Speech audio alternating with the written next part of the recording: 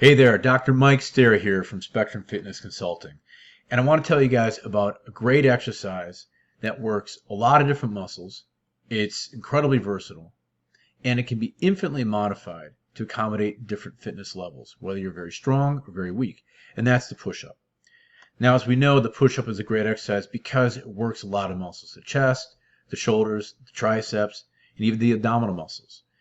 And it's incredibly versatile. You can do it just about anywhere. You can do it at home. You can do it when you're traveling, when you're out and about. You can do it outside. So for all those reasons, it's a wonderful exercise. But too many people discount the value of it because they believe that, one, they're not sufficiently strong enough, or maybe they have a back or a shoulder injury, so they don't believe that they're able to do push-ups.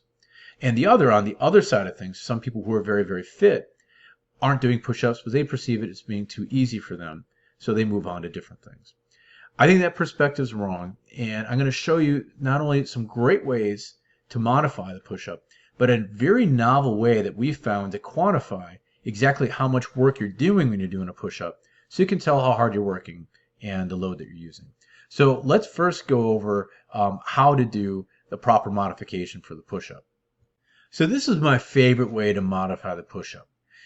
When you have a surface that you're pushing from, the higher the surface you're pushing from, the easier it is, and the lower the surface you're pushing from, the harder it is. All the while, it allows you to benefit from the challenge of having to maintain and find neutral spine throughout, something that other forms of modifying the push-up don't allow. So as you can see, from having a surface that you can vary in height at the gym, the bars that can go up or down the rack is a good place to do that, or just finding various surface throughout your house. A bureau, maybe a desk, coffee table, the stairs. Those are just some of the many ways that you can modify the push-up.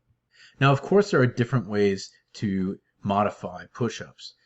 And one of the most common ways people refer to modifying the push-up is to do a push-up on your knees. And unfortunately, some people call these girl push-ups.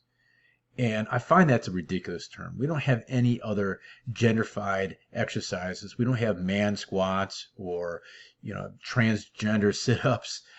So I just find it kind of ridiculous that we use a gender to describe an exercise. Listen, you either can do a push-up off the floor or you can't. Or you do a modified one or you can't. You don't have to attribute it to a different sex. So let's stop using that term because it's not necessarily appropriate. Because I know many men who cannot do that form of a push-up, and I know very many women who can do a regular push-up plus advancements. So let's just simply call it what it is. And the other reason why I don't like the bent knee push-up is because when your knees are bent and your hips are extended, you're putting one of your hip flexors on a lot of tension, and that's your rectus femoris because it crosses both the hip and the knee. And the problem that poses for people is that it provides a very strong forward and downward pull on the pelvis. That can make your back hyperextend. And many folks who are doing push-ups struggle with being able to support their torso with their abdominal muscles and already have a problem with hyperextending. So it almost aggravates that tendency by starting from that position with the knee bent. Of course, those who have sufficient abdominal strength can counteract that. But many folks who are in need of modification in terms of regressing the difficulty of the push-up are going to also have problems with their torso strength. So that's why I'm not a huge fan of that version. So that's why you don't see me demonstrating that option very much.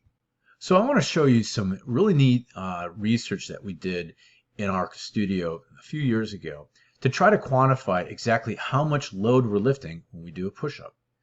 So this was with myself as a subject. And what we found is that when I did a push-up off the floor, which is 0% of my height, I was lifting about 78% of my body weight. In contrast, when I was pushing off of a bar that was approximately at a height about 71, 72% of my height, I was only pushing about 15% of my body weight.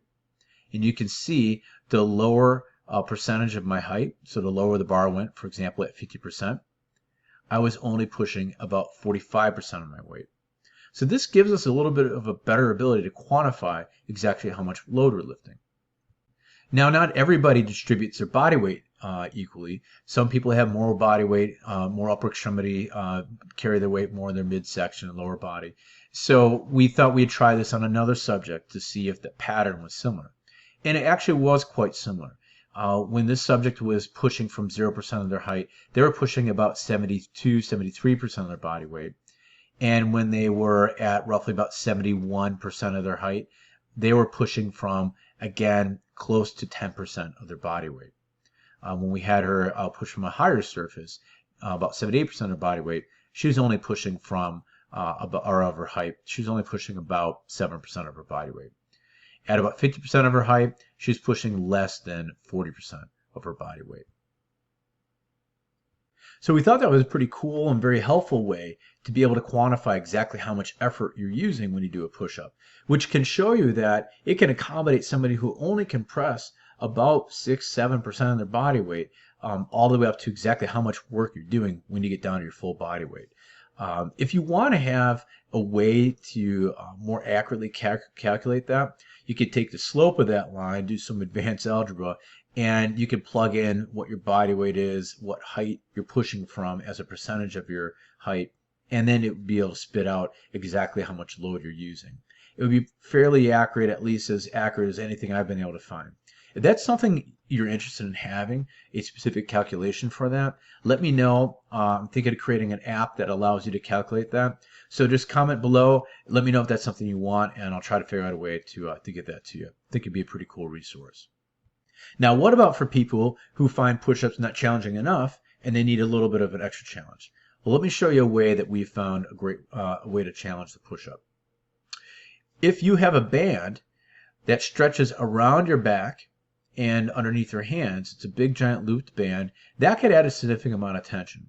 So how much tension can that add? Well, that's exactly what we did. Kind of an awkward setup. We had a lot of fun doing this.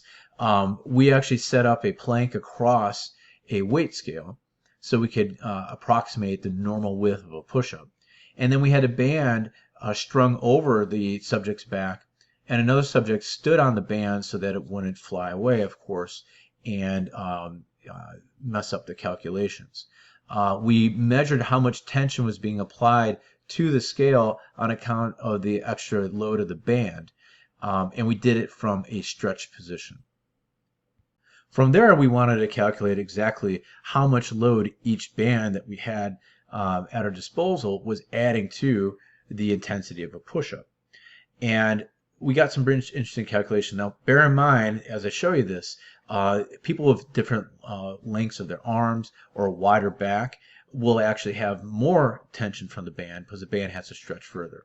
So in order to find this, you can actually go to our website, and on our site at the blog, if you search push-ups, you'll find this article here, which is how much weight do you lift performing push-ups. And again, we've quantified that about 70, low 70s to mid 70s percent of your body weight is how much load you're using. So to add extra load to this via a band, we found that with the Monster Mini Bands, not our name, it's the name of the provider that we buy the bands from, that added 24 pounds to the push-up at an extended position. The light band added 44 pounds, the average band added 81 pounds, and a strong band added 151 pounds to the push-up. So you can, again, in this case, you could take about 72, 71% of your body weight, and then add these tensions depending which band you're using, and that can give you the idea about how intense the push-up. All right, hopefully that gave you the awareness that you can not only modify an exercise to accommodate those who are weaker or have injuries, and you can also modify it to accommodate those who are much stronger. But you can also quantify with a better degree of accuracy so you can get an idea exactly how much load you're using. And most importantly, you know not to use the word girl push-ups in describing a modification of a push-up. Hopefully you found this very helpful. I have a lot more of these coming your way. You can certainly check out our website, spectrumfit.net, to get some more tips. And if you have any more questions, comments, or simply want, again, that formula that I use, comment below, and I'll make sure I try to get something out to you. All right, take care. Thank you.